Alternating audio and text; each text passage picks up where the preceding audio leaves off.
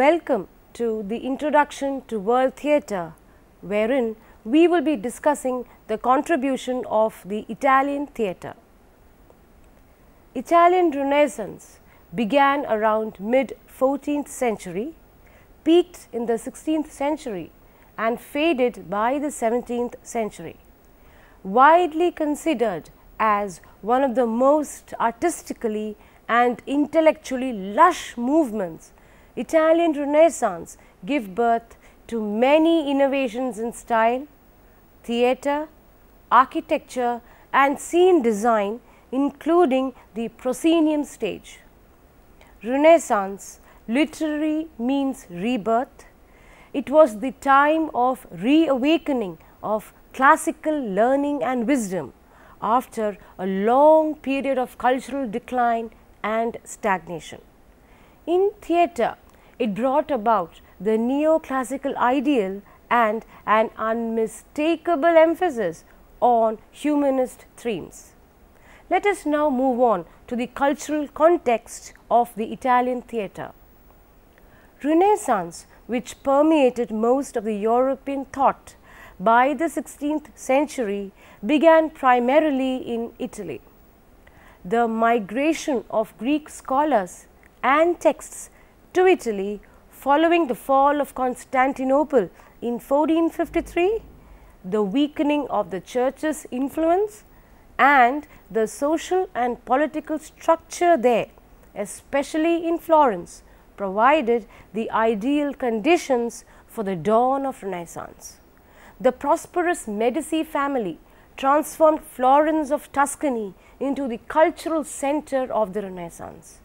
Florence, the center of wool industry, banking and commerce, also supported writers, artists and scientists.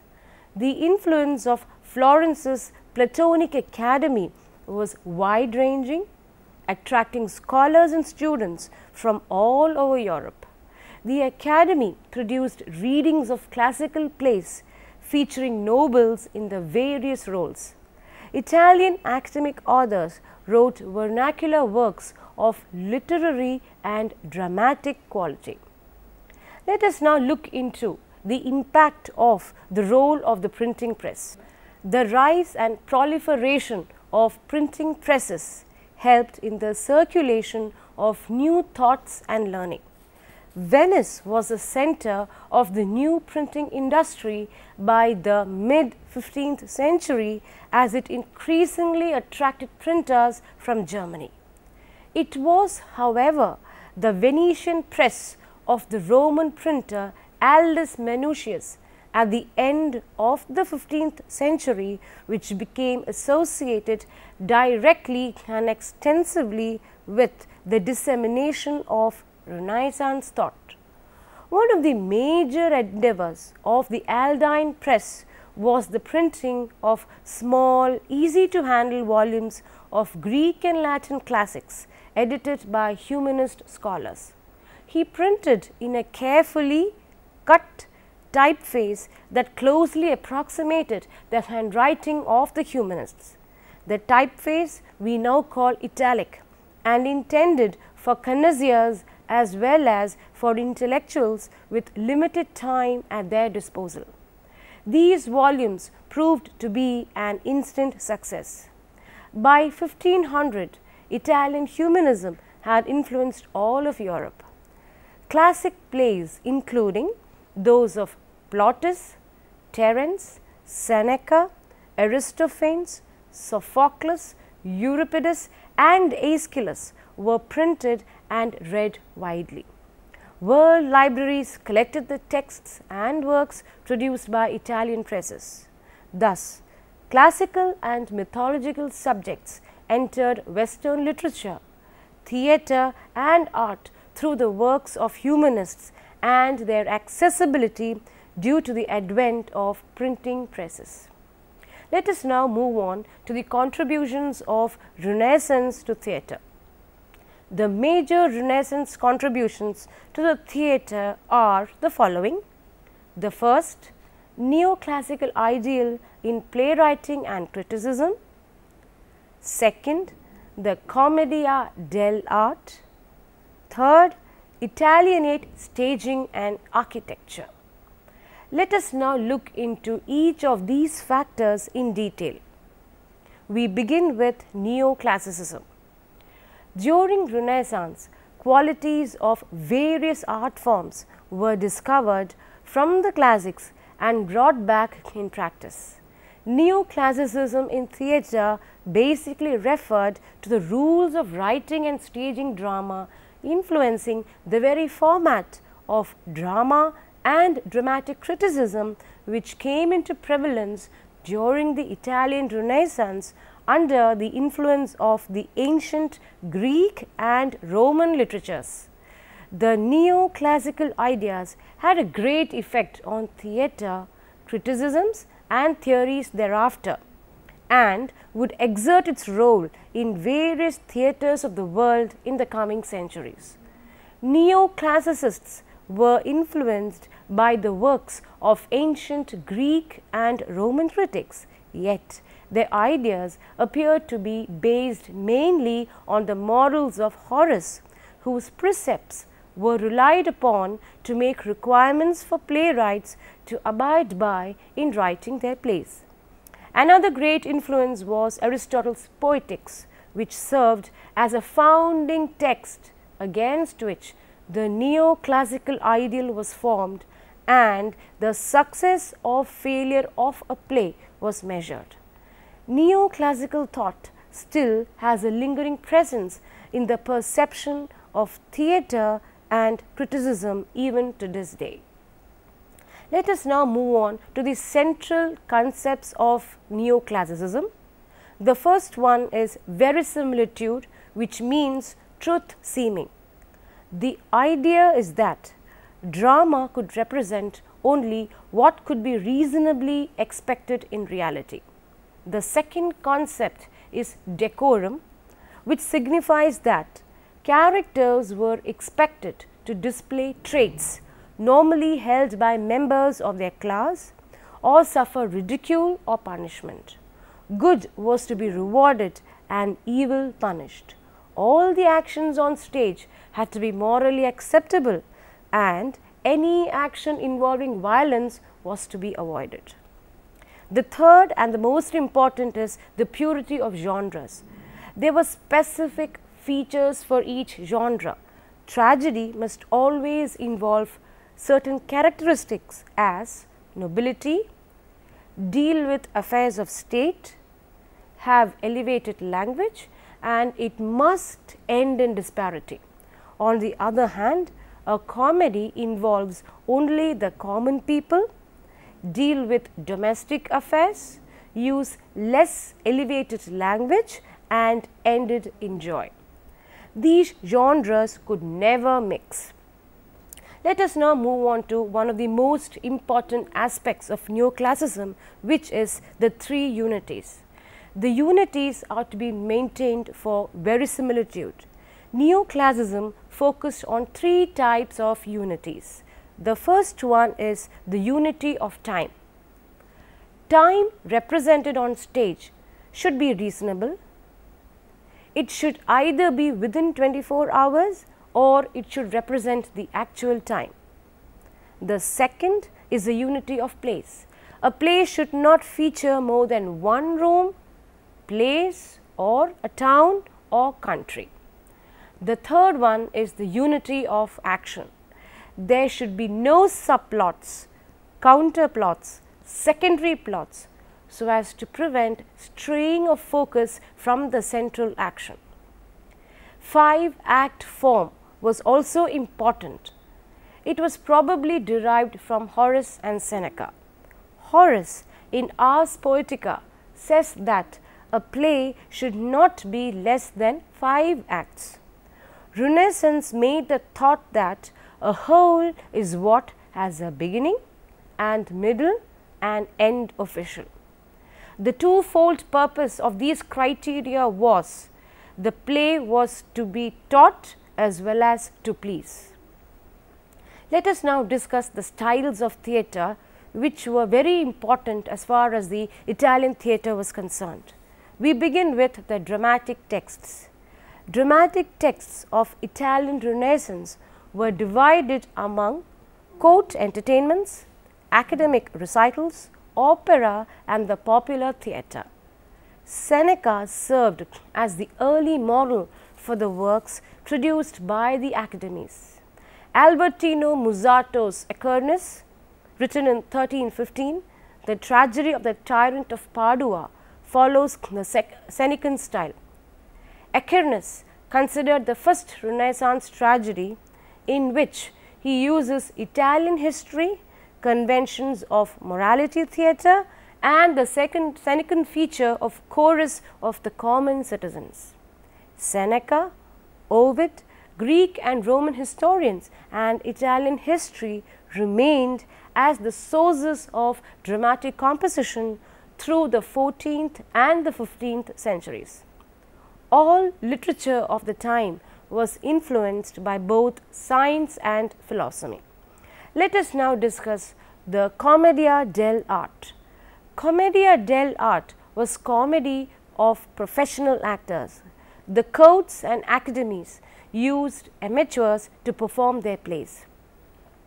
The classical theatre derived from scholars of the time was called Commedia de erudita.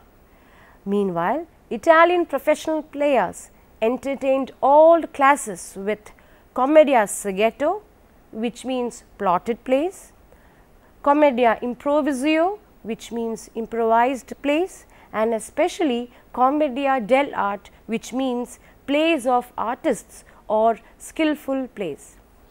These professional artists came from the struggling players of medieval age. The performances originated in streets and marketplaces of the early Italian Renaissance.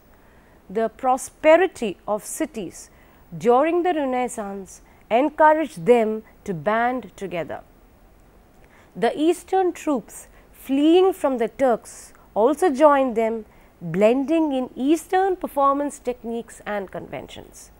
These street performers of Commedia dell'arte, donning masks with exaggerated comic features to draw additional attention to themselves and complement their physical and acrobatic skills, went around with travelling stages, firmly establishing commedia as a significant genre by the mid-1500s. Commedia dell'arte was very popular between the 1550s and the 1800s. Certain features such as skillful mimes, stereotypical stock characters, traditional lazes, which include signature stunts, moves and dialogues, masks, broad physical gestures, improvised dialogues and clowning defined this genre and set it apart from all else. The stock characters of Commedia are especially noteworthy. There was Pantalone, the old man, a fool, Dottore, the doctor, a drunk or a glutton, Capitano, a boasting soldier, Innamorati, the lovers, and here one must recall that the plot usually revolves around the young romantic lovers. It also includes Zani, a foolish servant, and the harlequin. The play would be divided into acts with a prologue and various scenes. The situation of the scenes would be scripted, but the actors could fill in and enhance their part. Commedia changed the tradition of troupes performing with an all-male cast in plays, as both women and men performed in the plays. Even after Renaissance, Commedia dell'arte persisted in Italy as a political theatre. During the Napoleonic occupation of Italy, instigators of reform and critics of French imperial rules used the masks of the carnival to hide their identities while fueling political agendas, challenging social rule and hurling blatant insults and criticism against the regime. In 1797, in order to destroy the impromptu style of carnival as a partisan platform, Napoleon outlawed the Commedia dell'arte. Many of the features from Commedia dell'arte can still be found in modern theatre, literature and arts. The idea of comic timing, initiated from this genre, continues to this day as an important part of performing comedy. The slapstick comedy practiced by Chaplin and Keaton has descended essentially from Commedia. All romantic comedies use plot and characters that originated from it, and elements of Commedia dell'arte can be found in television sitcoms as well. The emergence of professional acting is also a contribution of Commedia dell'arte to the world of theatre. Let us now look into one of the major elements of theatre, which includes tragedy. Aristotle's Poetics was published in 1498, and the playwrights in Italy followed this formula set forth for writers of tragedy. Classical tragedies were translated to the vernacular for productions in the 16th century. The Aldine Press printed 7 tragedies of Sophocles in 1502, the tragedies of Euripides in 1503, and Aeschylus in 1518. During this century, the Greeks replaced the Roman Senecan style, only to be replaced again by Seneca by the end of the century. The first well-known vernacular tragedy was Sophonisba 1515 by Gian Giorgio Trissino. It had a chorus of 15 blank verse and no act division, showcasing the Italian author's shift from Roman to Greek in style during the century. Orbecchi by Giambattista Giraldi Cinthio was the first Italian tragedy to be produced. Let us now move on to comedy. Italy had a long tradition in comedy writing. Pier Paolo Vergerio had written Polis, a satire on student life, in 1390. The discovery of 12 plotting comedies in 1429 spurred an interest in comic writing. Lodovico Ariosto was an important writer of the genre from the time.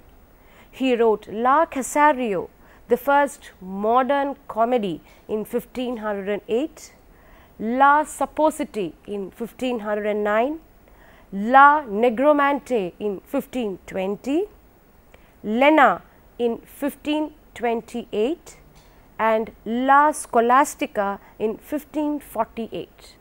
Niccolo Machiavelli gave a shot at playwriting with his comedy La Mandragola. Let us now move into pastorals. The pastoral, which signifies works portraying rural life, or the bucolic play, was another form of drama given importance by the Italian Renaissance writers. Love and satires featured in Italian pastorals and were admired by an audience of nobles, scholars and elites. Angelo Poliziano in 1471 wrote the first Renaissance pastoral, Orfeo. Aminta of 1573 by Torquato Tasso was the most popular work from the period, and Battista Guarini's La Pastor Fido of 1590 is widely considered as the perfect work in Italian Renaissance pastoral form. We now move on to another very different and interesting form called the opera. Undoubtedly, one of the greatest gifts of Renaissance Italy to the world, opera had almost an accidental birth in Florence in the 16th century. It drew upon the older traditions of medieval and Renaissance courtly entertainment. It was the custom to have rather lavish musical entertainments known as intermezzi or intermediate pieces between the acts of Italian comedy with spectacular stage effects, lightings, scenery, beautiful costumes, music, dance and allegoric plots. By the end of the 16th century, intermezzi had become more popular than the plays. Gradually, intermezzi evolved into 4-act musical plays interspersed among the 5-act regular plays. The evolution of intermezzi and the discovery that Greek plays involved chanting and dancing led to the birth of one of the most popular dramatic experiences, the opera. A group of prominent Italian composers, poets, scholars and intellectuals called the Camerata was formed. Inspired by the ideals of the Renaissance, they sought to revive ancient Greek drama. Under the influence, the first known opera Daphne was composed with music by Jacopo Peri. This unusual entertainment took place at the palace of Jacopo Corsi in Florence, probably as part of the carnival festivities before Lent in 1597. The novelty was that the singers enacted an entire drama with music throughout, telling the story of Daphne, who is changed into a laurel to escape the attentions of Apollo. It is unfortunate that the seminal work is now lost. The first surviving opera is La Favolo di Orfeo of 1608 by Claudio Monteverdi. He also wrote Arianna in 1609 and La Incoronazione di Poppee in 1642, which is considered his greatest opera. A few years into its origin, the opera spread throughout Italy and was no longer an art form for the aristocracy. Public opera houses opened in Florence, Venice, Naples and elsewhere, and French and German composers began to write operas in their own languages. There were different kinds of operas: the elaborate, opera seria or opera based on serious mythological or historical subjects, and the opera buffa, the comic kind of opera. In the late 19th century, the Italian verismo or realistic school of opera came about, avoiding mythology and the aristocracy of plots and dealing with the gritty lives of common people.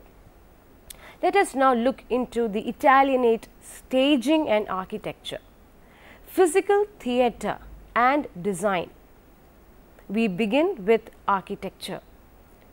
During early Renaissance, medieval stages were still used for the performances. Plays were staged either in churches or outdoor. Medieval artists used linear approaches to depict events. The different events in the story would take place on carts set out in the town square. Innovations of the Italian Renaissance in theatre architecture and scene design have been unmatched in theatre history. The design of the proscenium arch playhouse with pit, box and gallery for spectators took Europe by such storm that for the next 200 years at least, this was the only way in which the West experienced theatre. In 1486, Vitruvius' De Architectura was printed. During this time, the academies were experimenting and faithfully mimicking the ancient plays. By early 16th century, plays were in production at Italian academies and courts. They were performed in temporary theatres, which were set up in the academic halls and court, following Vitruvius's model. The interpretation of Vitruvius by Sebastiano Serlio was especially noteworthy. His ideas were prevalent in the Renaissance thought about stage space. According to Serlio, the Roman theatres were built in pre-existing halls. These theatres would have a semicircular stadium, seating around an orchestra area reserved for rulers and guests. The stage would be raised to the eye level of the ruler, and all scenic perspectives correspond to the seat of the ruler. The stage sloped upwards to enhance the illusion of perspective distance. Teatro Olimpico, the oldest surviving Renaissance theatre, showed several Serlio's principles in practice. It was built by Olympic Academy of Vicenza and was designed by Andrea Palladio. The theatre was housed in a pre-existing hall, and it had 13 Ovid tiers of seating around a small orchestra which faced a 70-foot long by 18-foot deep stage placed before a decorated facade with 5 openings, 3 in the rear and 1 on either side. First permanent theatre was the Teatro Medici, a Florence court theatre designed by Bernardo Buontalenti. The first permanent proscenium arch, Teatro Farnese, was built in 1618, designed by Giovan Battista Aliotti and commissioned by Fama's Prince. Let us now look into the stage design. Another important contribution of Renaissance to theatre was the perspective stage setting. The Renaissance theatre artists sought to approach reality on stage, and perspective scenery was a result of that thought. It is a technique that represents three-dimensional space on a flat surface, creating an illusion of reality and an impression of distance. Developed during the Italian Renaissance, perspective scenery applied the newly mastered science of linear perspective and brought the craft of illusion to the Italian stage. It used mathematical equations and geometrical calculations based on actual measurements of objects and spaces to depict depth on stage in a realistic manner. Filippo Brunelleschi and Giacomo Torelli invented machines using pulleys and trolleys to make scenic changes during performances. It is very important to note the impact of Italian Renaissance. The innovations in Italian theatre during Renaissance in response to the classics provided the model for the rest of the Europe, especially France, Spain and Europe to follow as it spread with travelling players and humanist scholars.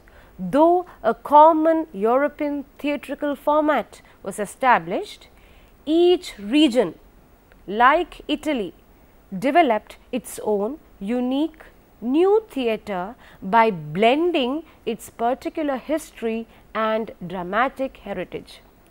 Renaissance, as it spread through Europe, gave rise not just to common as well as specific styles in theatre, but also gave birth to an array of brilliant writers the world still looks up to and uses as models, Shakespeare being one of them. Certain aspects of the genres that evolved through Renaissance still linger in the contemporary understanding of theatre.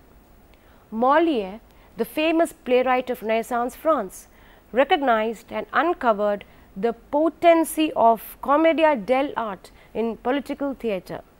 It could have been a surprise that bawdy jokes and political introspection went well together. However, for the establishment of this style, the world is still indebted to the Italian Renaissance. Various art forms such as pantomimes, slapstick films, sitcoms, among the others, owe their genesis to Commedia dell'arte. It is still experimented with in off-Broadway productions. Renaissance and its ideology and practices have been among the most influential cultural movements. Certain innovations like that of scenic design and proscenium stage is unparalleled in history. The influence of Renaissance is not exclusive to the centuries or the regions it was active.